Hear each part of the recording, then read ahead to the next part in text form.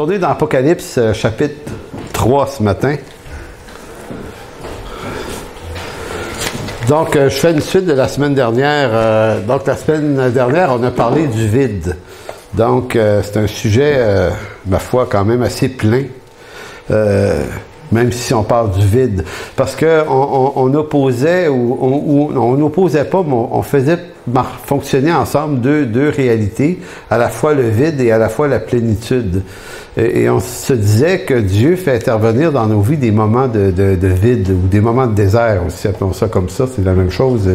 Mais c'est cette idée des moments où on vit rien, où on perd de vue Dieu. Et c'est pourquoi Jean a chanté le psaume 13, « Jusqu'à quand, Éternel, me cacheras-tu ta face ?» Et le psaume 42 qui a été chanté tout à l'heure, « Comme une biche qui soupirait auprès des courants d'eau, mon âme a soif du Dieu vivant. » Et ce qu'on essayait de se dire, c'est que ce Dieu qui se révèle à nous et qui veut manifester sa présence, se révéler concrètement à l'homme, est aussi ce Dieu qui nous prévient que dans le processus de cette révélation-là, il va aussi se cacher. Donc, c'est important qu'il nous dise, parce qu'à partir du moment où on sait qu'il nous a dit que ça arriverait, eh bien, quand ça arrive, on ne devrait pas paniquer, mais on devrait comprendre l'instruction que ça veut amener. Donc, Dieu nous cache sa face. Et je mettais un petit mot hier soir sur Facebook, je me souviens plus comment je l'ai tourné, là, mais je pense que c'est genre, si Dieu, par sa présence, arrive plus à nous parler, si on n'arrive plus à l'entendre par sa présence, ben, il se peut que son absence nous parle encore plus. Parce que son absence vient brasser des choses dans nos vies, ça vient recréer une soif, un désir. Parce que quand on le perd de vue, il y a comme quelque chose, on réagit. Et ça prouve en quelque sorte notre appartenance à Dieu. Donc, c'est une preuve du Dieu dans notre vie lorsque ce même Dieu se cache et qu'on a une réaction. Parce que si on avait zéro réaction, là, c'est un peu plus périlleux. Hein? Donc, c'est ce qu'on a vu la semaine passée.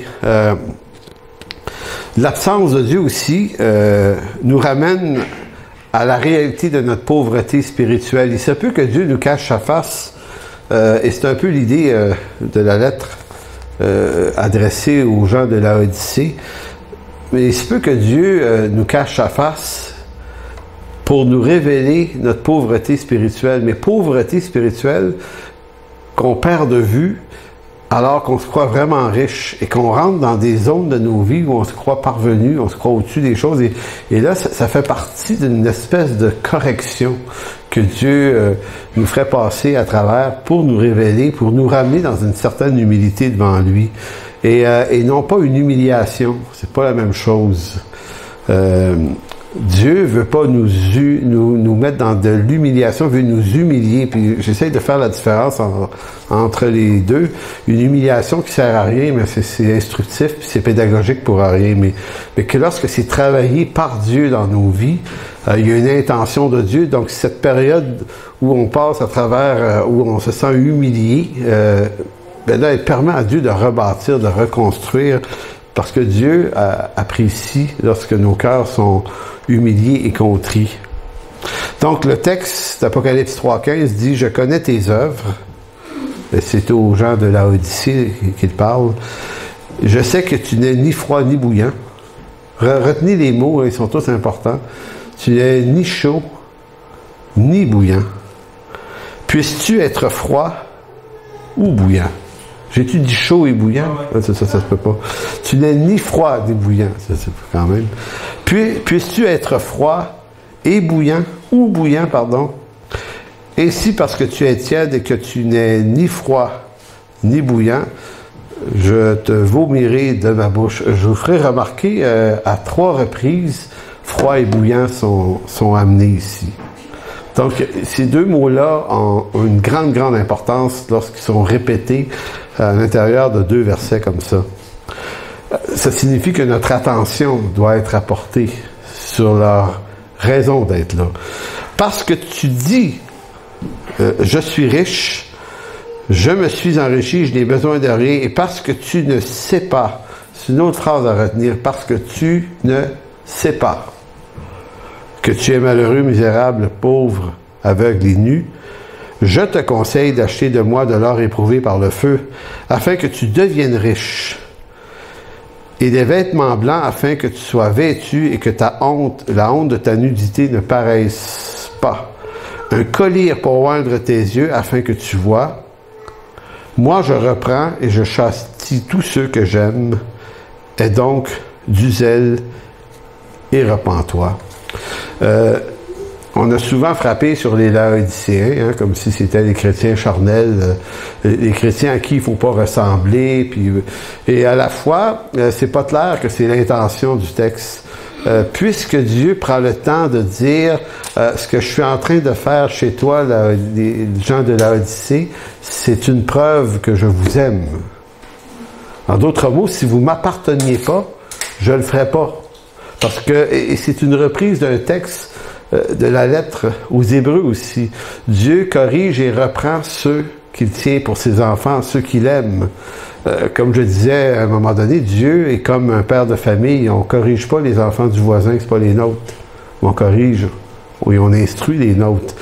Donc cette lettre-là n'est pas un rejet de ces gens-là, c'est plutôt une conquête que Dieu veut faire pour regagner ces enfants-là qui sont à lui. Je sais qu'on a fait dire à ce texte-là, un peu plus loin, je me tiens prêt, si je cogne à ta porte, en voulant dire Jésus était dehors, mais je suis pas certain que c'est ça que le texte cherche à dire, puisqu'il est déjà en train de leur dire qu'il les aime et qu'il châtie ceux qu'il aime. On va s'attarder, avant de revenir dans ce texte-là, à celui qui parle. Qui est celui qui dit ceci aux gens de Laodicée? On sait que c'est la plume de Jean, là. C'est Jésus qui parle. Mais dans ce texte-là, curieusement, Jésus n'utilise pas ce nom beaucoup. Dans l'Apocalypse, c'est très intéressant. Jésus se fait nommer par beaucoup de mots, de noms, de qualificatifs de toutes sortes, par lesquels il se décrit autrement que comme Jésus. Donc, il faut aller au chapitre 1, verset 7, pour comprendre celui qui est en train de parler, bien qu'on sait qu'il est Jésus. On va juste visiter un peu les expressions par lesquelles il se décrit, parce que ces descriptions montrent un caractère de son intervention ici. Donc, verset 7, chapitre 1, il va dire « Voici, il vient avec les nuées, tout œil le verra, et tous ceux, même ceux qui l'ont percé, et toute tribu de la terre se lamenteront à cause de lui. Oui, Amen, je suis l'alpha et l'oméga, dit le Seigneur Dieu, celui qui est, qui était et qui vient, le Tout-Puissant. » Donc, c'est la signature de celui qui parle aux Laodiciens. C'est comme ça qu'il se nomme. Dans d'autres textes, tout près, il va s'appeler le premier et le dernier. Donc, cette expression-là, premier, dernier, alpha, oméga, le début, la fin, sont des expressions couramment utilisées dans le langage qu'on dirait eschatologique de l'Ancien Testament, mais notamment dans le livre de l'Apocalypse, ça revient souvent. Et il y a des raisons pour ça. Comme on disait tout à l'heure à la question, pourquoi se fait-il appeler Fils de l'homme? Donc, il n'y a pas de hasard ou il n'y a pas de paroles inutiles dans l'Écriture. Les choses sont toujours dites pour des raisons. Et c'est intéressant de fouiller ces raisons-là, parce que quand on les comprend, ça rehausse la valeur de la parole et ça rehausse la qualité de l'instruction que ça nous donne. Donc, les mots sont chargés d'un contenu qui dépasse le mot lui-même. Donc, celui qui parle, c'est donc l'alpha et l'oméga. Donc, vous savez que le langage grec a 24 lettres et qu'il s'agit de la première lettre de l'alphabet grec, alpha et la dernière oméga. Et les Hébreux avaient quelque chose de semblable avec leurs deux lettres. Pour se parler de Dieu, ils disaient que c'était le aleph et le vav. Les deux lettres qui font l'alphabet hébreu également. Donc, c'est quelque chose qui est courant dans le langage biblique d'appeler Dieu par ce type d'appellation-là.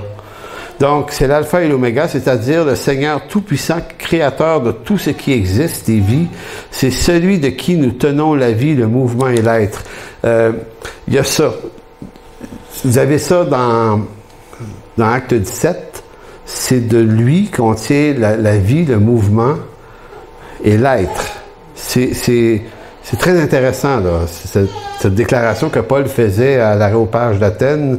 Les Grecs avaient une conception de Dieu aussi. Donc, ils comprenaient, certains de leurs philosophes avaient réfléchi sur cette idée d'un être supérieur souverain sur toute chose.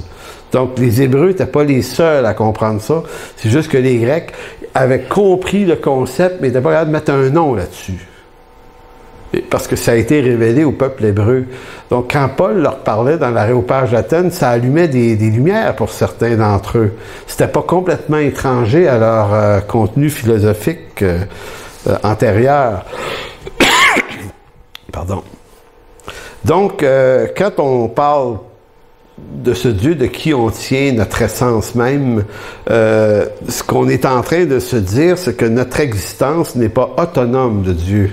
Contrairement à ce que notre nature contaminée par le péché nous laisse croire. Nous, on a l'impression qu'on existe comme créature autonome.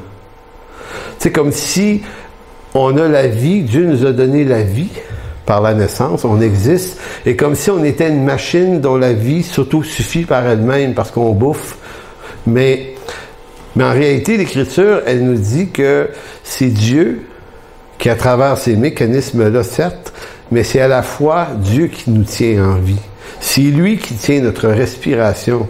Donc, notre vie, notre existence dépend entièrement de Dieu. Et pas juste les croyants.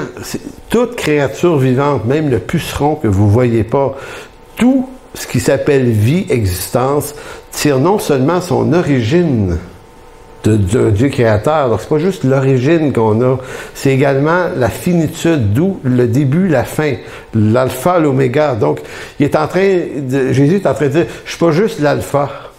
Je vous ai pas juste mis dans un début, puis après ça, arrangez-vous. Je suis la totalité de ce que vous êtes.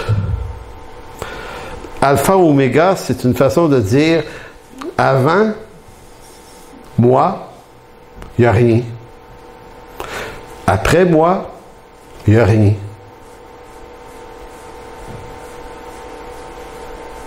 Rien. On existe à l'intérieur d'un acte créationnel de Dieu, et en dehors de cet acte créationnel-là, il n'y a rien d'autre, sinon Dieu dans sa dimension à lui. Donc, c'est ce Dieu-là qui se présente dans l'Apocalypse. Il se présente sous ce nom-là. Donc, il n'est pas juste en train de dire, c'est moi qui vous ai créé, là, revenez à moi, s'il vous plaît, là, you, non, il est en train de leur dire, vous comprenez pas, ou vous devez apprendre à comprendre que vous êtes là parce que je le veux. C'est tout. Vous n'avez pas de vie autonome. En d'autres mots, si le Seigneur décidait que cet après-midi ou demain, notre vie cesse, ben elle cesse. Dans cette dimension, évidemment. Non pas comme un Dieu distancé dont nous serions des créatures autonomes, mais il se présente comme celui qui tient notre existence entière entre ses mains. Dans l'énoncé alpha et oméga, Dieu ne se présente pas comme le Créateur, il ne se présente pas simplement comme le Seigneur, il ne se présente pas simplement comme un sauveur, mais au-delà de toutes ces choses, il se présente comme le Dieu complètement souverain de tout ce qu'on est. De tout ce qu'on est et de tout ce qui existe. L'Apocalypse présente l'alpha et l'oméga, le présente, non pas seulement comme l'alpha, celui qui aurait créé les choses puis qui les aurait placées pour qu'elles existent de par elles-mêmes, mais il dit, je suis l'oméga de ces choses. Donc, entre alpha et oméga, tout ce qu'il y a dépend strictement de lui. Et ce qu'il y a entre les deux, c'est détourné de lui par la chute. Donc, on se croit autonome, mais se croire autonome, c'est dans la manifestation de notre rébellion. On est séparé de Dieu sur le plan de la relation, mais on est inséparable de Dieu sur le plan de notre existence.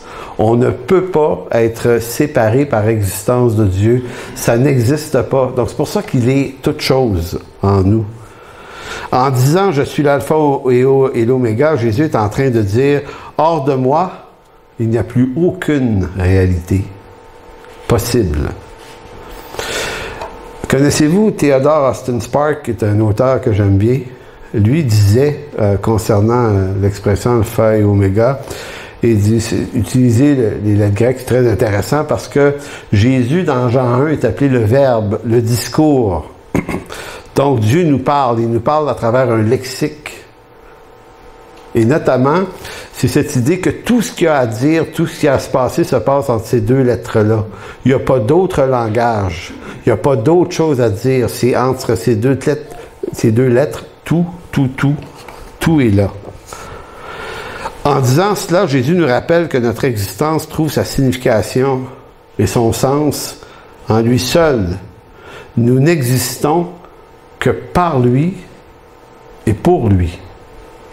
Ça, là, c'est le discours que Jésus, le Créateur, nous amène dans l'Apocalypse. Donc, c'est important de comprendre cette donnée de départ du livre de l'Apocalypse parce que ça nous instruit sur l'intention du livre. Souvent vu comme un livre qui nous décrit un combat comme si on devait prendre part, nous, avec Dieu, contre les méchants de l'Apocalypse, les monstres, la bête, tu sais, puis il y a beaucoup de critiques qui paniquent avec ça. Moi, j'ai fait partie de certains cercles de gens qui tripaient là-dessus il y a 20-25 ans. C'était comme s'il fallait s'en inquiéter à tout prix, il fallait combattre, il fallait prendre toutes sortes de décisions. Et là, à un moment donné, je me dis, mais c'est ridicule, parce que c'est Dieu qui est en train de nous dire que ça va arriver. Fait que je disais, empêche-les pas. Je sais pas si vous comprenez ce que je veux dire. Pourquoi vouloir empêcher ce que Dieu dit qui va arriver? Si dans Romains chapitre 1, à 3 reprises, Dieu nous apprend qu'il a livré les hommes à leur propre cœur. Donc, nous, on est témoins, là, on voit ça. Ça a l'air de quoi? Une société où l'homme est livré à son propre cœur. Mais Romains 1, Dieu ne dit jamais qu'il a ajouté une part de méchanceté au cœur de l'homme. Fait qu'on peut pas dire, ouais, mais Dieu, c'est tombé pas cool, ils sont méchants, puis tu fais rien, puis ils sont juste méchants. Dieu dit, non, mais moi, j'ai rien ajouté. Ils sont par nature méchants, parce qu'ils sont en rébellion contre moi. Donc, moi, j'ai pas à ajouter rien, là. À la limite, Dieu a le pied sur le frein, là, ça serait pire. Si son esprit n'était pas là. Si par sa grâce commune, il nous donnait pas des moyens de se gérer, de s'organiser socialement, ça serait le chaos. C'est pas pour rien que Dieu donne les gouvernements humains à nos sociétés. Enlever les gouvernements, enlever les forces policières, enlever tout ça, là, c'est fou, là. Mesdames, vous êtes en danger, là. Des débiles, il y en a en liberté partout. Là. Ça serait incroyable. Il n'y aurait plus de justice. Là. Ce serait le Far West, puis même le Far West à la puissance 10. Là. Donc, les moyens que Dieu donne à l'homme pour se gérer, pour freiner le mal, sont des moyens de grâce qui sont donnés à tous les hommes, pas juste les croyants. Mais dans Romains 1, néanmoins, Dieu dit, arrive un moment donné où je livre l'homme à lui-même. Et ça, c'est un jugement. Donc, si nous, on se sent dans une société comme celle que décrit Paul dans 2 Timothée chapitre 4, où il va dire, sache Timothée que dans les derniers jours, il y a encore là une liste de comportements. Il dit, sache que dans les derniers jours, c'est ça qui va se passer. Donc, si vous et moi, on a l'impression, mettons qu'on est dans les derniers jours et que c'est ça qui se passe, est-ce qu'on va se faire une armée pour empêcher que les choses que Dieu dit qui vont arriver arrivent?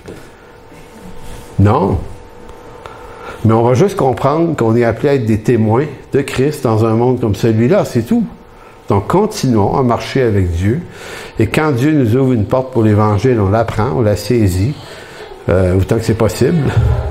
Mais l'alpha et l'oméga, ce que ça nous envoie comme message, c'est que ce monde est entièrement entre les mains d'un Dieu complètement souverain. Donc, le livre de l'Apocalypse nous raconte, c'est Dieu qui nous raconte ce qui est en train de se passer au moment où les 7 lettres ont été écrites. Il se passait ça dans l'Empire romain. Les persécutions ont été parmi les plus violentes dans cette période-là. Et Jean a écrit cette lettre-là pour encourager ces gens-là, ces croyants-là. Ça ne veut pas dire que ça ne peut pas être un encouragement pour nous qui sommes parvenus à des temps plus lointains, mais ça signifie que c'était à eux. On est dans une période où on se faisait tuer, là. pour notre foi. Et cette lettre-là de l'Apocalypse, c'est cette grande lettre qui est toute l'Apocalypse, était une lettre pour rappeler aux croyants qui pouvaient paniquer devant toutes ces misères qu'il y a un alpha et un oméga qui est pleinement en contrôle de tout ce qui se passe. C'est rassurant de le savoir. Donc, c'est supposé d'être ça que ça fait.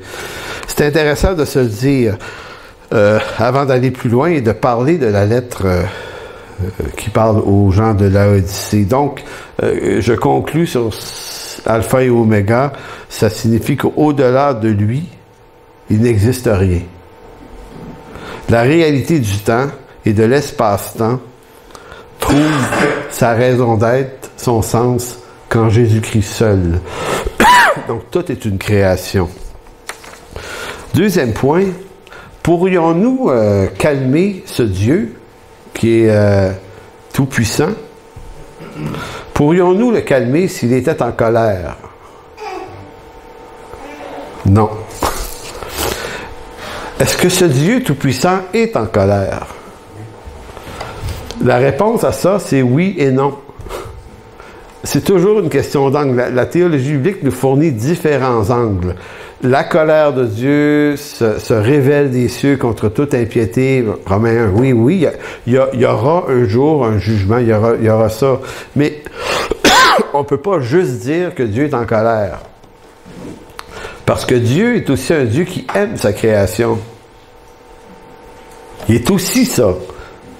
Mais on ne peut pas choisir de dire qu'il est juste ça. C'est la tentation de dire non, Dieu est juste amour, n'importe quoi, c'est pas grave, il est amour pareil. Il aime tout, n'importe quoi. Non. Mais Dieu n'est pas amour de n'importe quoi, mais Dieu est fondamentalement amour. Et Dieu veut sauver. Il veut faire du bien à sa création. Lorsqu'il nous sauve, lorsqu'il se révèle à nous, on est pris d'un étrange sentiment. Je crois qu'il est normal, mais je crois qu'il faut normalement s'en affranchir néanmoins. C'est celui où on a l'impression, je ne sais pas si c'est votre situation à vous, mais moi, ça a toujours été la mienne. C'est encore là.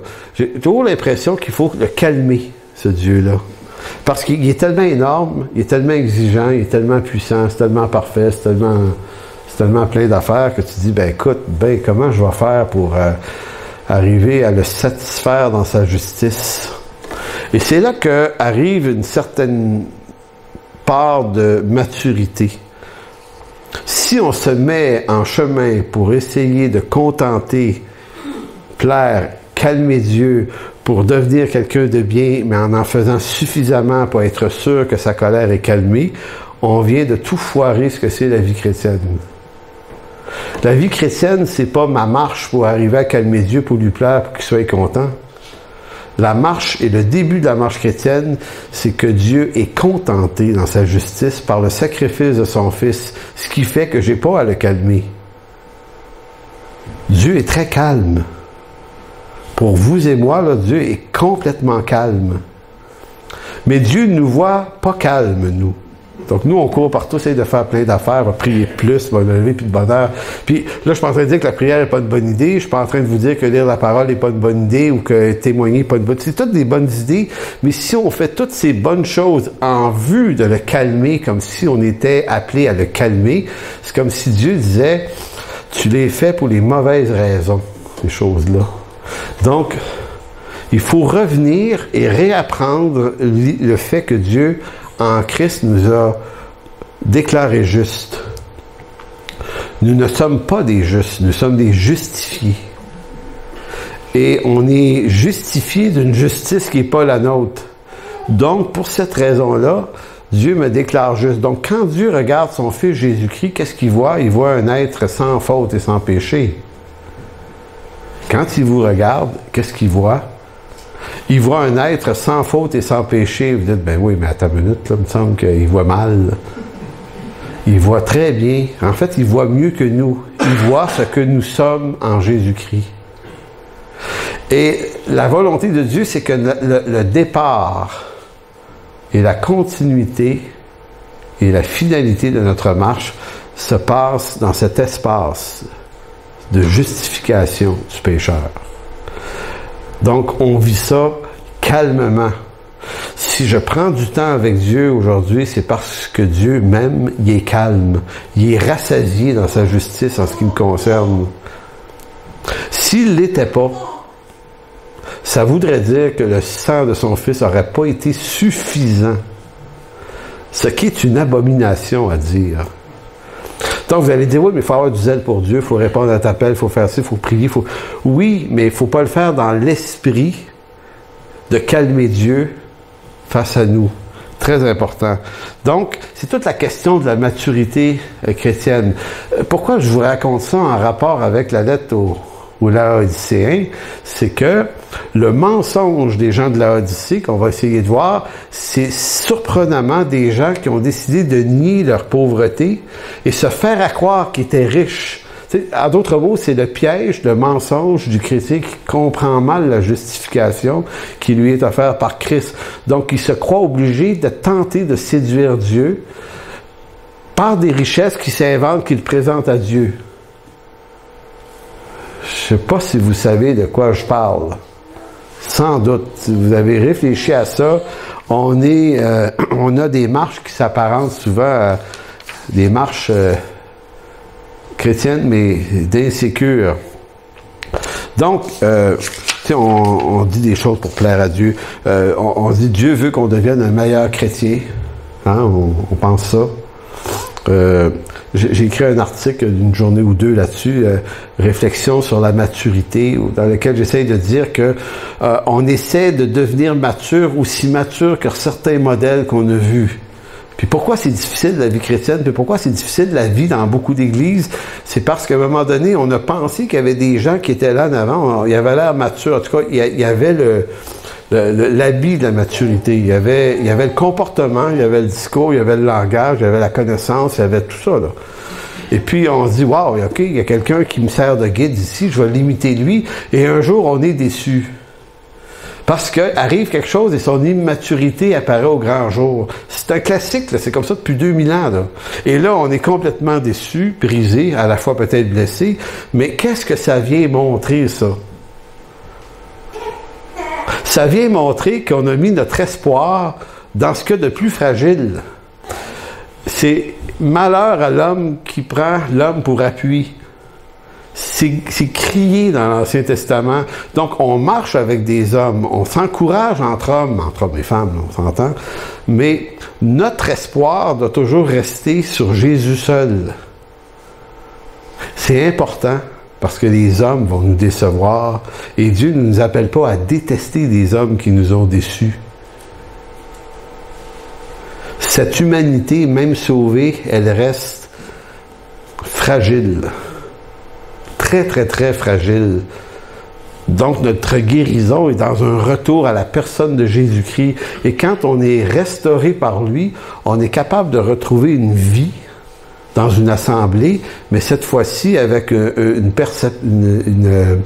perspective mais complètement différente. On ne regarde plus la même chose. On ne regarde plus aux mêmes choses. Donc, cette idée de la maturité, où on imite des gens qui avaient l'air matures, mais un jour nous déçoivent par leur immaturité, ça signifie qu'on s'est fait avoir soi-même. Donc, les gens de Laodicée se croyaient riches. Ils croyaient qu'ils s'étaient enrichis. Et là, c'est comme si Dieu frappe à la porte en disant « Hey, la gang, c'est parce que vous vous êtes revêtus d'une apparence. Vous avez fabriqué une apparence de réussite spirituelle, de richesse. Mais moi, là, je me laisse pas avoir par vous.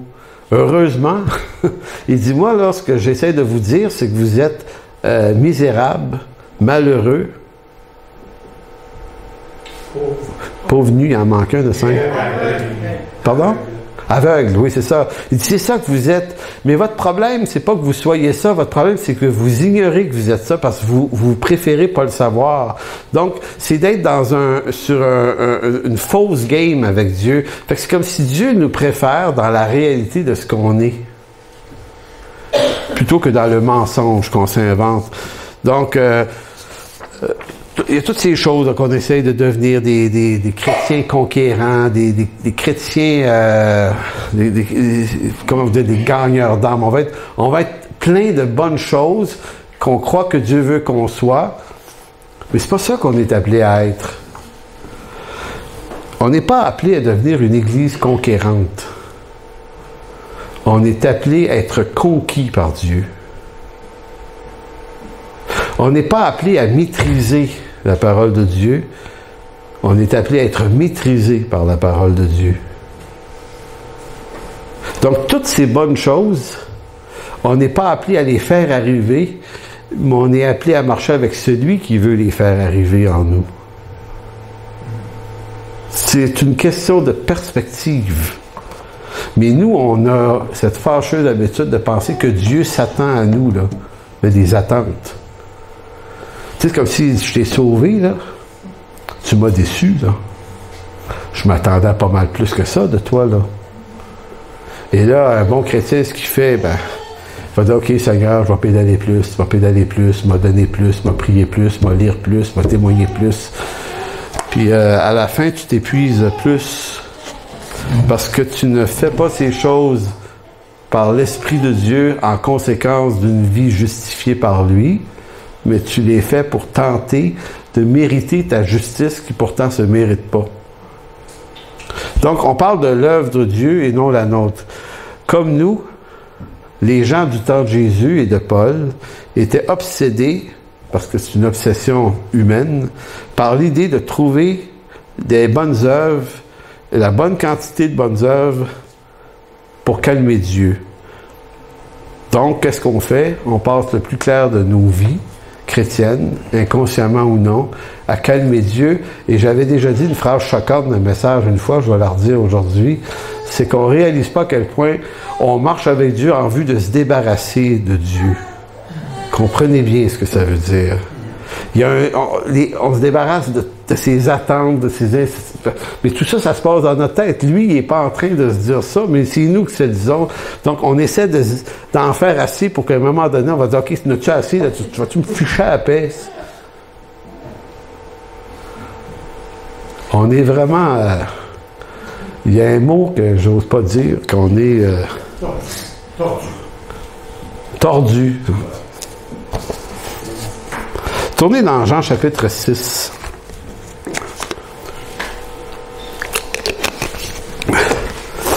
Mais vous savez, on est tordu, mais la bonne nouvelle, c'est que ce qui est grave, c'est pas d'être tordu. C'est de l'ignorer. Parce que quand tu le sais, c'est comme si tu dis à Dieu, je le vois, là. Il va dire, c'est ça, c'est parfait, excellent. on peut aller quelque part, là. Hein? J'aime le discours de Moïse avec Dieu. Quand Moïse veut servir Dieu, là, il veut tellement servir Dieu, il veut tellement délivrer Dieu, pas Dieu, mais délivrer les Israélites qui tuent un Égyptien. Tu sais, c'est l'histoire du gars qui décide de le faire arriver. Moi, tu vas voir, ça va arriver, là. Et le gars s'en va pendant 40 ans, il se sauve, il n'en peut plus, tu sais, grosse gaffe, et il est recherché pour meurtre, c'est quand même pas rien, même dans ce temps-là, et puis il se retrouve dans le désert, il marie une femme qui n'est pas d'Israël, donc ça va mal. T'sais, en d'autres mots, il y a une série de mauvaises décisions, et Dieu, c'est béni que le Dieu pas pressé. Vous savez, nous autres, on est pressés que ça arrive, les bonnes affaires avec Dieu, mais lui, ça veut dire, OK, on va laisser Moïse macérer dans son jus pendant 40 ans. Donc, Moïse a des enfants. Son premier s'appelle Gershom. Et puis, vous savez, il fait des affaires. Puis, il s'occupe des moutons. Puis, pour son beau-père Jethro. Puis, écoutez, moi, ça me rend nerveux. Tu sais, je suis un hyperactif. Je suis là 40 ans. Si bol. Tu sais, 40 ans. Il me semble qu'on aurait pu racheter ce temps-là, Seigneur. Tu sais, c'est comme Jésus. Il se révèle autour de 30 ans. Fait que pendant 30 ans, il annonce à rien à personne. C'est le sauveur du monde. Hein? Sauveur du monde. Mais il annonce à rien à personne avant 30. C'est au noce de Cana qui a l'air à se déclencher quelque chose. Ça fait que là, il commence tranquillement. Et là, vous le regardez aller. Puis, il est relax, ce Seigneur. Il n'est pas nerveux. Puis, trouvez-moi le texte où il rencontre quelqu'un, à part Jean chapitre 3, qui est... le pharisien, voyons... Nicodème. Il y a juste à Nicodème à qui il dit, il faut que tu naisses de nouveau. Mais nous, on dit ça à tout le monde, hein? Faut que tu naisses de nouveau, là. Faut que tu acceptes le Seigneur. Faut que tu tu sais, on est des autres, on est capitalistes, faut que ce soit rentable. Ah ouais, on a des bancs à remplir dans notre église. De ta dîme, ah ouais, naît de nouveau. Tu sais, on est dans le stress. Puis ça, on n'ose pas le dire, mais c'est curieusement ça qui se passe. Et là, Jésus, lui, il rencontre la femme syro-phénicienne au puits de Jacob. Il va voir son village après. Tu sais, c'est des gens qui sont dans l'échec total. Et il ne dit à personne, tu dois naître de nouveau. Hein? Puis il leur dit pas, si tu meurs aujourd'hui, qu'est-ce que Dieu va te dire si tu parais devant lui? Tu sais, c'est étonnant comment Jésus n'est pas dans nos méthodes. Puis je parlais de dire que ces méthodes-là sont pas bonnes. Je suis en train de dire que nous autres, on stresse pour essayer de faire quelque chose pour Dieu, alors que Dieu, lui, le ferait pas comme ça. Il prenait son temps, il rentrait en relation avec les gens, jase aussi, ah oui, t'as eu ça avec Marie? Ben oui, ben de toute façon, je le sais, c'est moi qui te le dis, puis là, c'est une jasette de même, là. On boit de l'eau, tu sais, il y a un puits, puis tu me donnerais-tu un verre d'eau? Tu sais, il demande ça à la femme. Tu sais, Dieu demande à quelqu'un, pourrais-tu me donner un verre d'eau, s'il vous plaît? C'est comme, quelle entrée en matière étrange.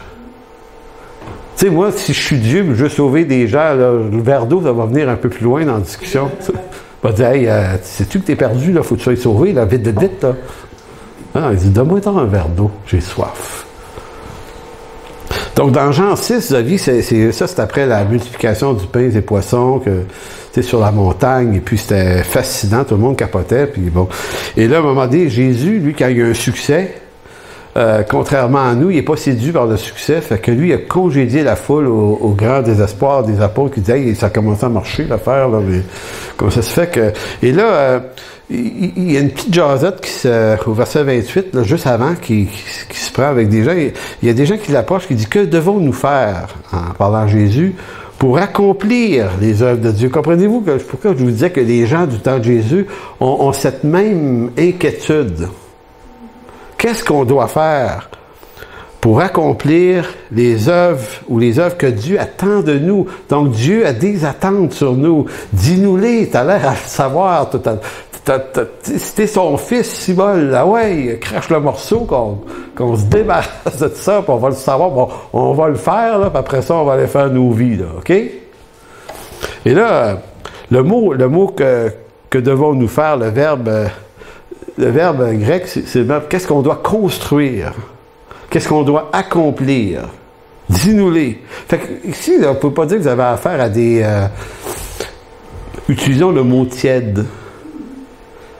C'est des gens qui veulent. Le verbe accomplir, pour accomplir, c'est travailler, œuvrer, performer. Que veut dire le mot? C'est quoi la performance qui exige de nous? Dis-nous-les.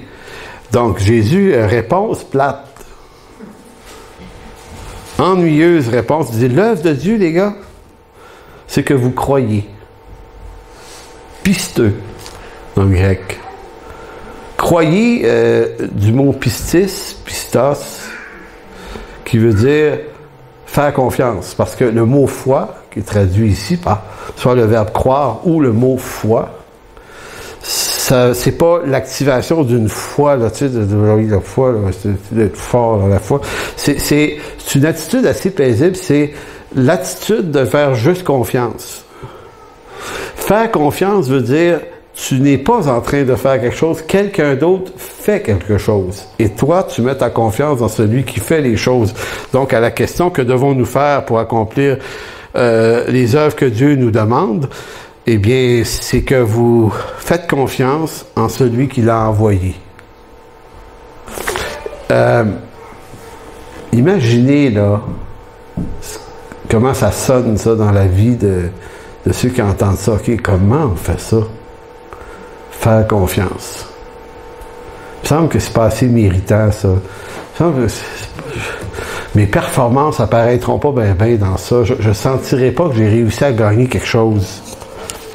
Très important tout ce qu'on se dit là. On en vient maintenant à cette fameuse lettre au Laodicée. On va faire un petit sondage maison. Si vous connaissez la bonne réponse, donnez-la pas, aidez-moi. Ça a l'air vrai, notre affaire. C'est sérieux. Si je vous pose la question, qu'est-ce qu'on dit généralement que c'est un chrétien tiède? C'est quoi qu'on dit? Comment on décrit un chrétien tiède dans notre temps? C'est quoi les expressions que vous avez déjà eues ou entendues vous-même? Un réchauffeur de banc. Pardon? Un réchauffeur de banc. Un réchauffeur de banc, très bonne réponse. Autre chose? Un homme irrésolu. Un homme irrésolu, ok, d'accord. Il ne va pas à l'église. Un chrétien qui ne va pas à l'église. Pas souvent, ok. C'est un tiède, ok. Autre chose? Il va pas bien. Il évangélise pas, ben ça c'est tiède, ok. Quoi d'autre? Il dit pas sa Bible. Il lit pas sa Bible, d'accord. Quoi d'autre? Il écoute la TV.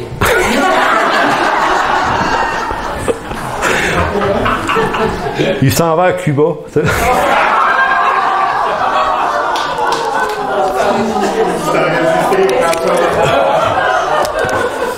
fait des jokes pendant la prière. Oui, des gens qui font des jokes pendant la prière. Donc, est-ce que vous avez d'autres choses qu'on entend couramment? Hein? Paye pas sa dîme. OK, d'accord, c'est bon. D'autres choses? Un jour il est là, un jour il n'est pas là. C'est ça, il n'est pas fiable. Un jour il est là, un jour il n'est pas là. Marjolaine, t'as-tu levé ta main? Non, OK. J'avais vu voir quelque chose. Qui prie pas, qui lit pas sa Bible. Bref, qui est paresseux et peu engagé dans sa foi. J'en avais suggéré quelques-uns. Qui manque souvent à l'Église, ça a été dit. Qui ne prie pas beaucoup, qui ne lit pas sa Bible. Qui évite de parler de Jésus autant que possible dans son entourage. Tu sais, qui garde ça juste pour lui, là, mettons, parce que ça le gêne. Bon. Qui évangélise jamais ou presque jamais. Qui ne s'implique pas vraiment dans son Église. Donc, c'est ça qu'on dit. Mais savez-vous d'où on tient ces significations-là? On pense les tenir d'une compréhension de la lettre de l'Apocalypse aux gens de la Odyssée, mais on va faire une expérience textuelle qui montre que l'auteur qui est Jean, mais celui qui inspire Jean étant l'alpha et l'oméga, c'est pas cette préoccupation-là qu'ils ont. Ils utilisent les mots bouillant, froid, tiède. Ces trois mots-là, les trois températures, là. Mais c'est pas en vue de nous faire dire en 2020 qu'un chrétien tiède, c'est quelqu'un qui se comporte de telle et telle façon.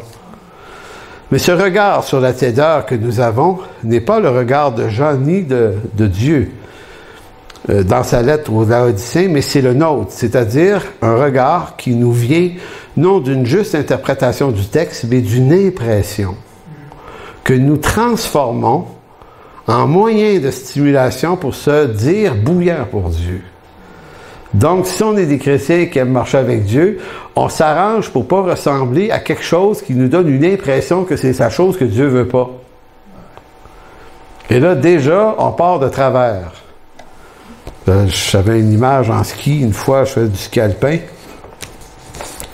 Et vous savez, des fois, quand t'es pas trop bon, puis tout pogné à la piste, tu pognes un sous-bras par accident. Ben, c'est ça. Plus sécurisant, rester dans la trail, moins dangereux. Les arbres viennent vite dans le sous-bois. Hein? Oui, il y en a qui font du ski ici, vous rigolez. Donc, l'impression qui nous pousse à adopter cette fausse interprétation nous laisse entendre que Dieu aime les chrétiens bouillants et qu'il déteste les chrétiens froids. Est-ce que c'est ça qu'on comprend normalement? Ben, c'est ça qu'on comprend. Parce qu'il nous donne un choix, que tu sois froid ou bouillant. Il nous le donne.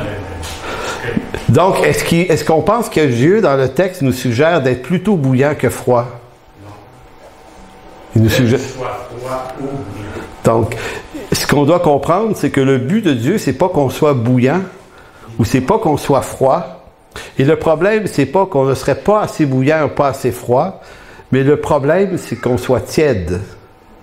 C'est pour ça que je vous disais tout à l'heure en première lecture, remarquez que Dieu dit lui-même, soit bouillant ou soit froid. Maintenant, si on fait juste réfléchir sur ces températures-là, vous remarquerez que de l'eau chaude, c'est très, très utile. Est-ce que vous prenez une douche à l'eau froide? Ben, c'est pas utile, là, mais c'est généralement inconfortable. Donc, on prend des douches à l'eau chaude. Hein? L'eau chaude, ça a un usage multiple. Mais dans le texte, Dieu, ici, n'oppose pas l'eau ou le phénomène bouillant contre le froid. Le froid et le chaud sont les deux bons dans le texte. Il dit soit chaud ou soit froid. Mais ce que tu dois pas être, c'est tiède.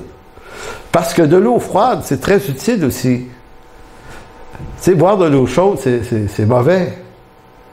Donc, il y a plein d'usages pour l'eau froide aussi. Donc, le problème de la tiédeur, c'est pas d'être froid.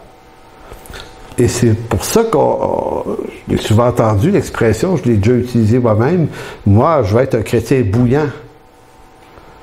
Et tu pourrais dire, ouais, mais tu peux être un chrétien froid, c'est aussi bon. Puisque d'être froid ici n'est pas un problème, mais c'est devenu l'image d'un problème parce que on lit, peut-être pas tout le monde, mais souvent on lit le texte un peu trop rapidement, puis on oppose des choses que Dieu, lui, ou le texte, n'oppose pas. Donc, qu'est-ce qu'un chrétien? Donc, le problème n'est pas d'être froid et la solution n'est pas non plus d'être chaud dans le texte.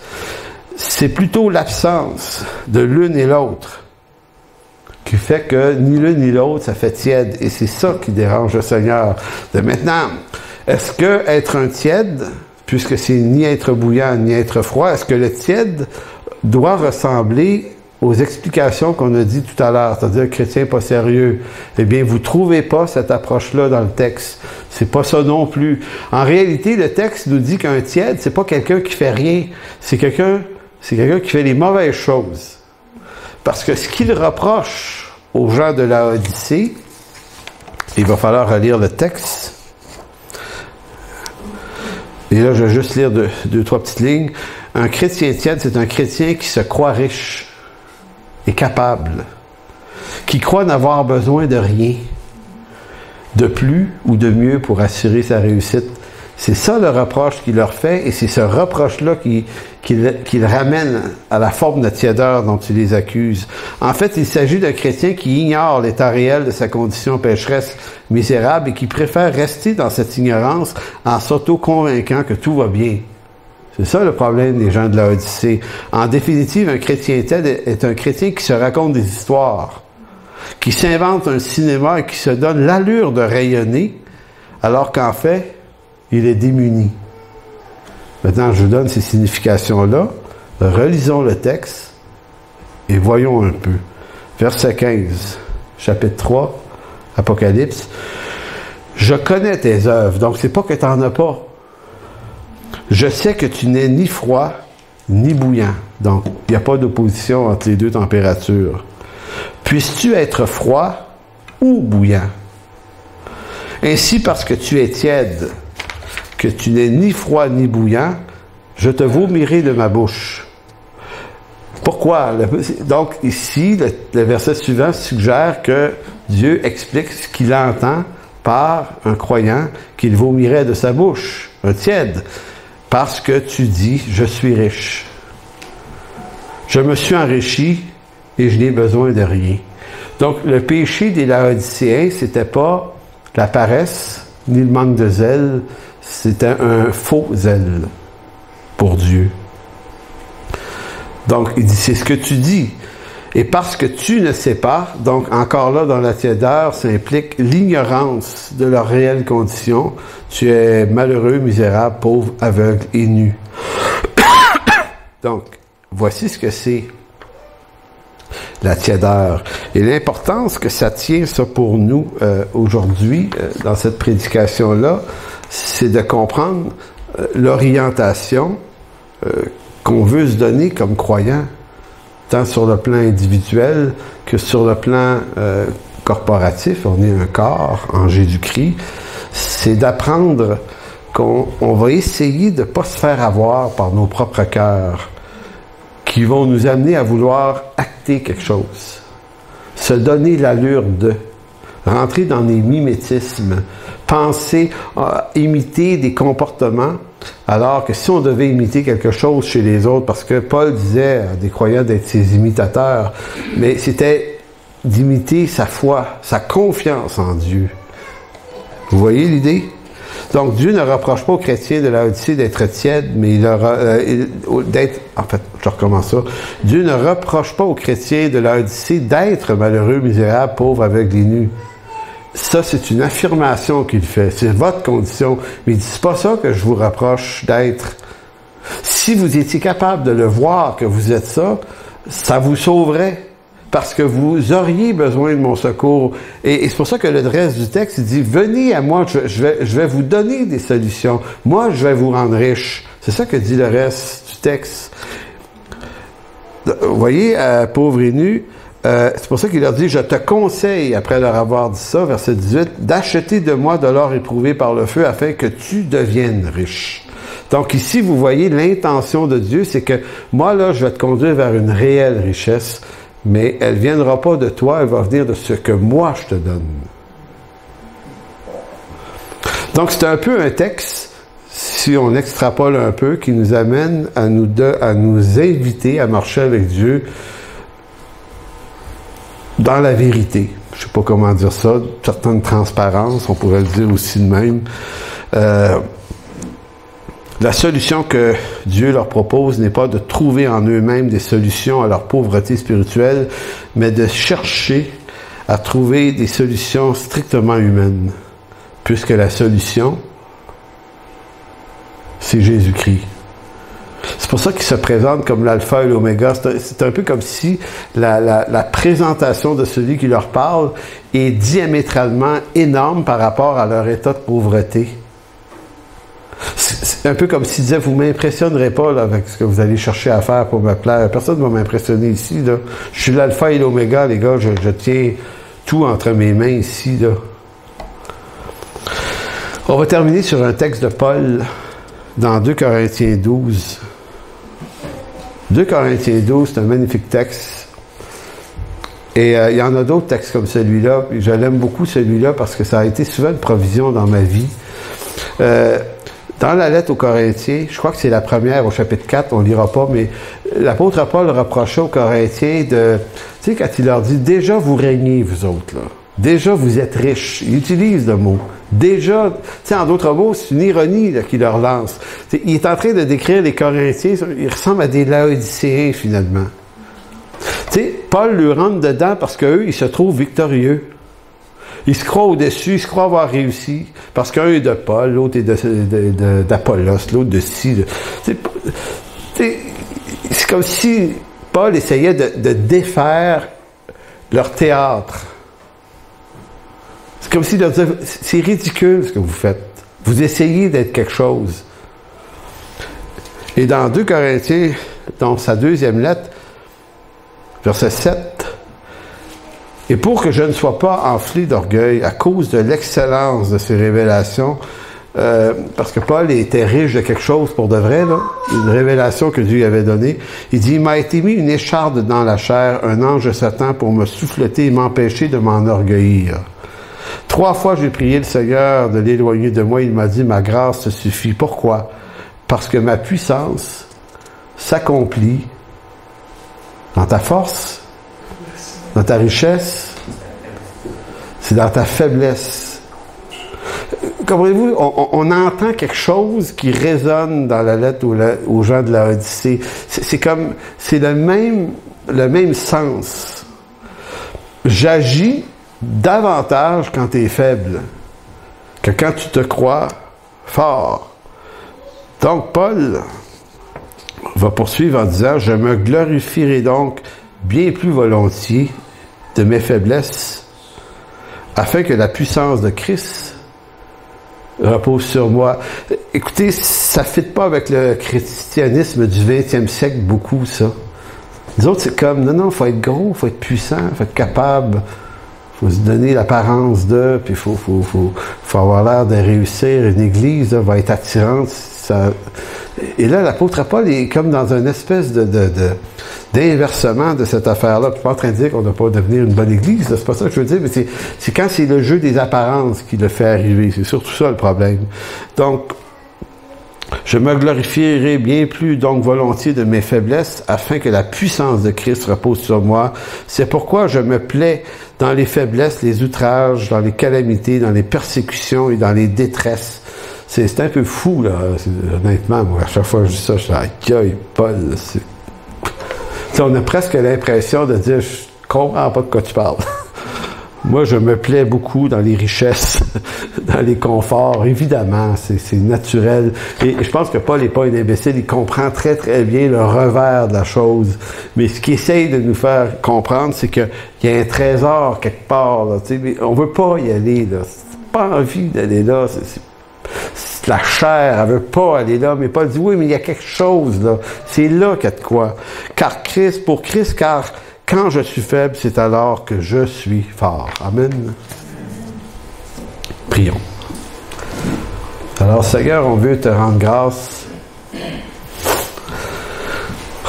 C'est toujours la phrase qu'on se dit lorsqu'on termine une prédication. On veut te rendre grâce pour cette parole. Seigneur, c'est toujours fascinant de réaliser que nous, des créatures si faibles, si fragiles, là, tu puisses nous donner ta parole, Seigneur, en toute grâce, nous faire entrer dans tes parvis, nous faire saisir, en tout cas, j'espère saisir quelque peu tes réflexions. Seigneur, t'es ce Dieu de toute sagesse qui du haut des cieux nous parle, nous dit des choses qu'on trouve excellentes puis qui en même temps nous dérangent. Elles viennent frapper notre orgueil, ces paroles. Elles viennent frapper nos desseins à nous. Mais puisses-tu, Seigneur, nous donner un cœur pour les accepter avec foi, c'est-à-dire avec confiance. Sachant que, Seigneur, tu sais ce que tu fais, toi, Seigneur. Tu sais ce que tu nous dis. Tu sais ce qui est bon pour nous. Alors, merci de nous les dire, ces choses, afin que nous puissions, non pas les faire arriver, mais simplement te faire confiance dans toi, le Dieu qui les fait arriver. Alors, merci, mon Dieu. Amen.